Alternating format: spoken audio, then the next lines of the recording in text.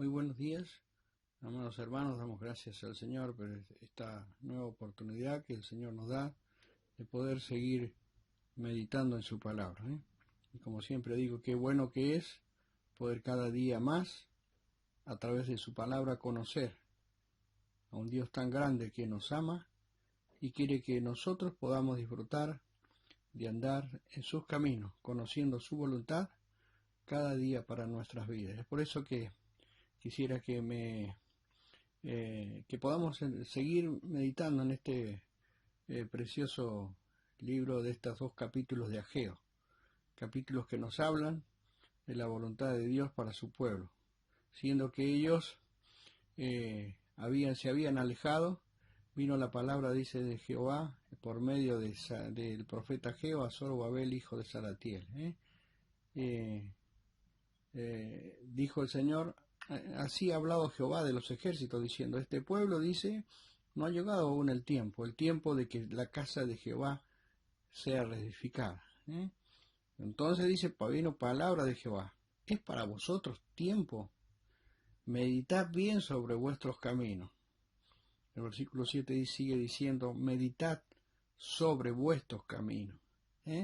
Por cuanto, el versículo 9, mi casa está desierta y cada uno de vosotros corre a su propia casa. Y quisiera que enfocáramos en este día, en este tiempo, en el versículo 10, 11 y 12. Hasta el versículo 9 veníamos meditando, ahora vamos a meditar en estos tres versículos. Dice la palabra del Señor, por eso se detuvo de los cielos sobre vosotros la lluvia, y la tierra detuvo sus frutos. Y llamé la sequía sobre esta tierra, y sobre los montes, sobre el trigo, sobre el vino, sobre el aceite, sobre todo lo que la tierra produce, sobre los hombres, y sobre las bestias, y sobre todo trabajo de manos. Y oyó Zorobabel, hijo de Salatiel, y Josué, hijo de Josadak, sumo sacerdote, y todo el resto del pueblo, la voz de Jehová su Dios, y las palabras del profeta Ageo, como le había enviado Jehová su Dios, y temió el pueblo delante de Jehová. Vemos aquí en estos versículos que Dios le hace un llamado especial a Israel. Dice, por cuanto mi casa está desierta y cada uno de vosotros corre a su casa. Vemos que él baja una disciplina para su pueblo. Dice, por eso se detuvo de los cielos sobre vosotros la lluvia y la tierra detuvo su fruto. Un trabajo sin riego. La situación del pueblo de Dios era la experiencia amarga de una productividad disminuida, causada por la falta de lluvia. Sabemos lo que es una sequía en esta tierra árida, especialmente de la Patagonia, ¿no?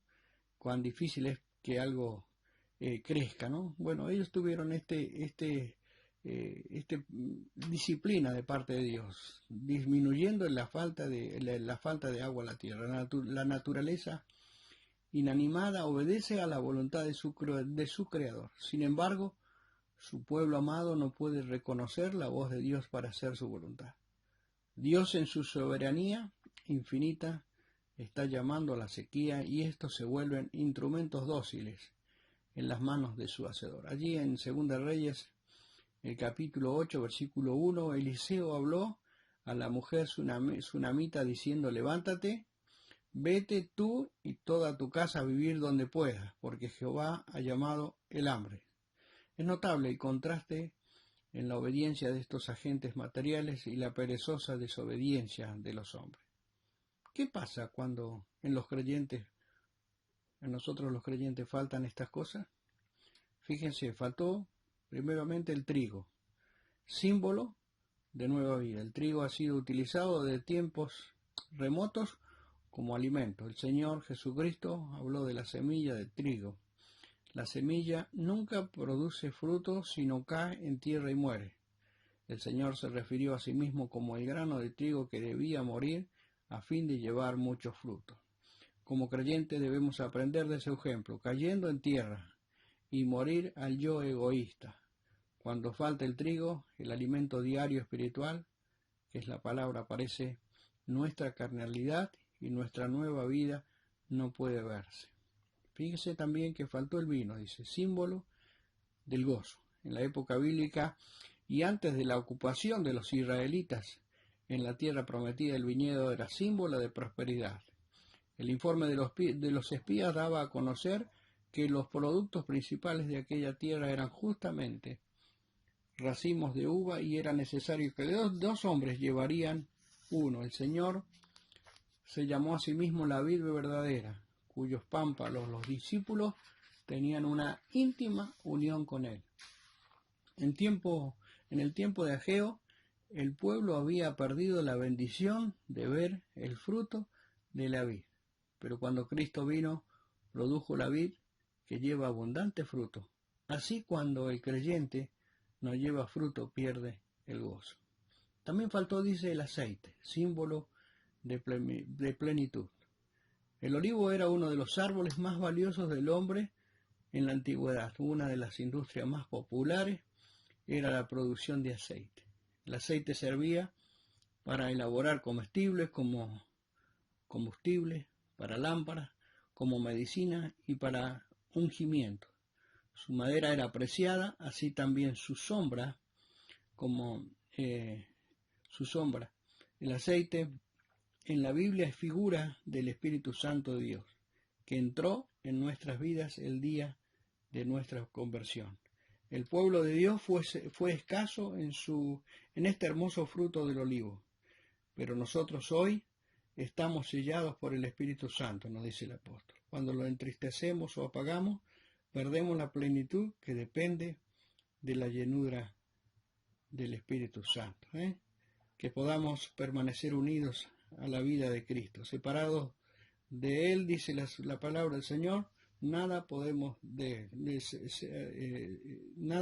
ser. Separado de Él, la vida se vuelve estéril y sin fruto.